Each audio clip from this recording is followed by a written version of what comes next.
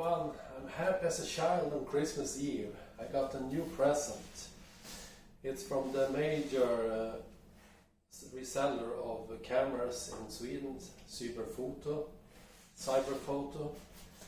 and I'm going to unbox this and see what's inside. Since you know that my channel is all about astronomy and astrophotography, you might guess that it is a camera, and it's a camera for astronomy perhaps. Yeah, obviously it is. It is a low light camera. That's as much as I can say now. And we already have some boxes here to get out. There's a spare battery. Obviously something you need when you're out in the field doing astrophotography. Otherwise you will end up going home unhappy with a battery out of use. So let's take it out, see if I can do like this. You don't see exactly directly what it is.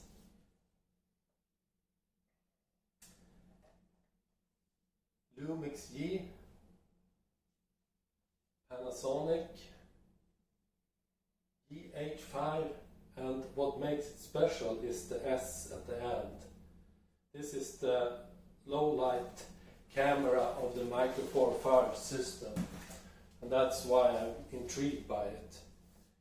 It has been around since 2018, so it's not exactly a new model, but I've been trying to find information about it for astrophotography on the web, but I haven't managed to find much. There are time lapses, and what intrigues me the most, there are real-time filming of the aurora, and that is something I would like to do. And the camera is, has a natural ISO of up to 51,000 and an extended ISO up to 204,800. And I don't think that it will be usable at the maximum ISO. I have no hope of that. But I think 51,000 is really good, and it seems to be usable. People have used it at this high gain, and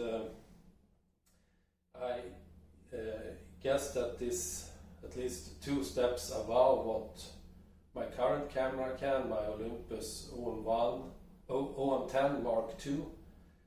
It can be used up to about 6,400 in filming, I would say, and that's really pushing it. So let's see how this one looks. I have never actually held one of these, so I don't know the weight or anything. Oh, it's really nice. It has this kind of standard look like a DSLR, although it's most certainly not a DSLR. It is mirrorless, like all modern cameras are, and from that you get several important benefits, and one of those that I think is the most one is the digital live view, both in the seeker and on the screen, and it has a live view boost, which makes it possible, I hope, at least on my Olympus, it makes it possible to see a lot of stars, and you can focus on the stars, and you can frame your object. Usually you actually can see the object if it's like the Andromeda Galaxy or Orion Nebula or something like that.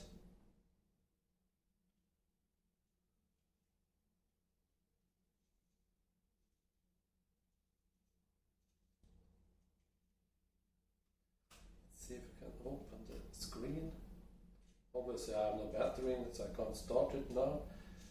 This is something I like also, the flip out screen. So you can, when you have it on a telescope or a lens and point it towards the sky, you still can see the screen easily and do your focusing and framing of the objects. That's also a very important feature, I would say, for a good astronomy camera.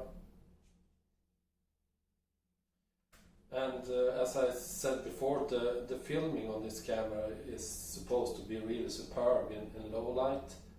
It can go down to a shutter speed of half a second, which should make it possible to film the aurora and perhaps also film like a star party or a outing watching the stars and get some nice background of stars and Milky Way perhaps also. So I have great hopes for it, and as I said, it's the S that makes it possible.